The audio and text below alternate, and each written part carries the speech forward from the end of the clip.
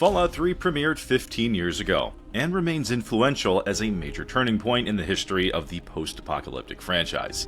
So let's take a look back. I'm Mark from Digital Dissection, the fatter guy in the logo, and here's my honest thoughts on the 2008 game. Before we get going though, be sure to subscribe to this channel for more pop culture content, and click the bell to get notifications for new videos. Now in the year 2008, I, like many, only had a short-term relationship with Fallout. While I enjoyed the isometric original 2 games, my experiences with non-Japanese RPGs were noticeably absent. This would be outside of maybe a few games and the occasional Dungeons & Dragons session when I could get it. For me, I had enjoyed games like Shining Force 2, Golden Sun, and Final Fantasy. Applying skill points, choosing perks, and tabletop-inspired gameplay wasn't exactly my primary interest in gaming.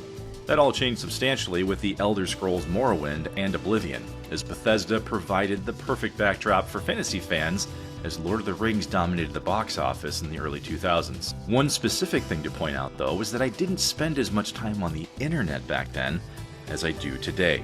Like many, I had a Game Informer subscription, but was always constantly a year behind on reading them, and somehow a brand new Fallout game had escaped me.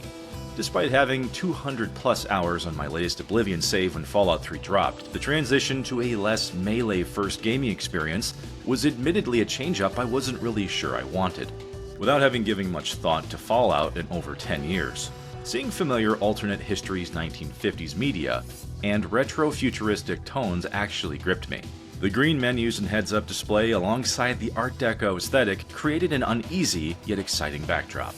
And of course, Liam Neeson's sultry voice definitely helped. But even at Fallout 3's premiere, there were purists who were prepared to dislike the first-person perspective, and the far more commercialized feel of a Bethesda-led product with open-world possibilities and occasional glitches. I say occasional, but we all know what that really means. Oddly enough, I didn't actually find myself on either side of the original game's inspirations, or the Bethesda version of RPG-style experiences. In today's world, it's actually hard to think that I went into this game fresh, like a movie without a single trailer being released. By being so disconnected to gaming news, this actually allowed me to focus solely on the content itself without any preconceptions. My earliest moments of Fallout 3 were relatively safe, allowing me to build a character in my image and giving opportunities to understand what kind of character I actually wanted to build. So my immersion truly had a chance to thrive. Now of course I'm just using the term of saying going in fresh. Of course I remembered Fallout 3's predecessors. But it almost didn't even matter that I had that knowledge at this point. I was dropped into a story that was really just focused on a father and child, and a pursuit of fresh water for humanity after post-apocalyptic devastation. The plight of the new world and humanity adapting to it was the vacuum that I was able to focus on, not whether this was true to the original games. But for me, this is actually why I fell so hard for Fallout 3.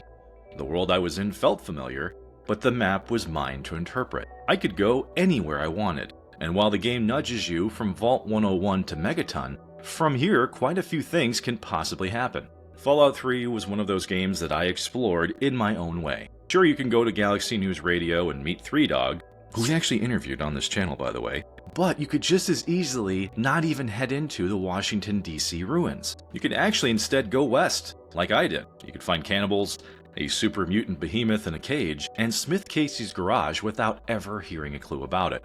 I was one of those odd people who skipped close to 10% of the game in doing so. And on my first playthrough, I had no idea I was even doing such a thing. I even found the Dunwich building. And no, it didn't mentally scar me. Okay, maybe it did scar me just a little bit. Now, part of this ability to so carelessly explore definitely falls on how easy Fallout 3 is as a game. Is it possible to die without much complication? Sure, but I still had some hard-earned lessons as I navigated the Capital Wasteland, like a migrating salmon swimming against the current, but that didn't really bother me. Now, Fallout 3 may have some difficulty spikes, sure, but for the most part, you can craft a relatively powerful character once you understand the build process, and with perks, you can become a one-person army fairly quickly. Now, some may view that in a positive light, and others may say it's a core criticism of the game. I actually say it's a bit of both. Bethesda corrected this course somewhat as scaling shifted with the DLCs being added to the game. But by this point, damaging enemies is fairly straightforward, with accessibility to several weapons and the Vault-Tec assisted targeting system.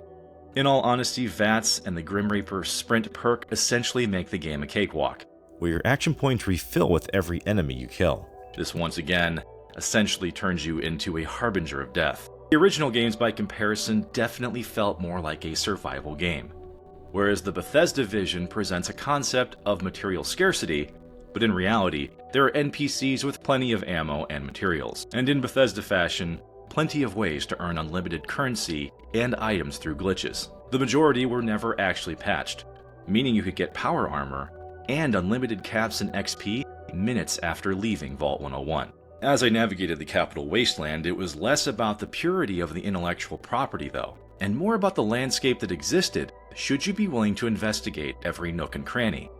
The majority of Fallout 3 is an unforgiving hellscape full of horrific creatures, and potential nightmares around every corner.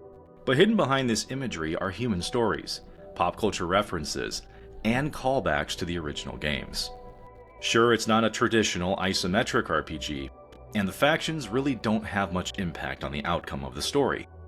But at its core, Fallout 3 offers a pseudo-RPG experience that gives you plenty to do between main and side missions, and even hidden quests that don't show up on the map. Even 10 years later, I would find myself easily investing over 500 hours into this game. But even with that fact, I still found locations I never knew existed, and random encounters in my travels that very few had seen.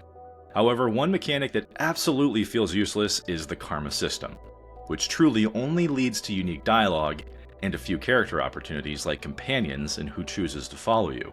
Now, rather than act like any of my words are necessarily hot takes, what I've always considered was if I should be thankful this kind of experience was possible from a franchise that was frankly on the ropes. Fallout 3 at the time provided a large-scale experience that wasn't exactly theatrical, but contained a charm and feel unique to what was going on within gaming in 2008, and I would even argue in the years since. For me, part of that charm also involved routinely resetting my PS3, because even though the game typically performed well, it was truly meant to excel on PCs. Across modern pop culture history, Fallout 3 definitely opened up the possibilities of widespread appeal for nerdy endeavors like RPGs to be accessible to everyone. It blurred the lines of several genres, and while not a perfect technical achievement, still manages to find new audiences 15 years later.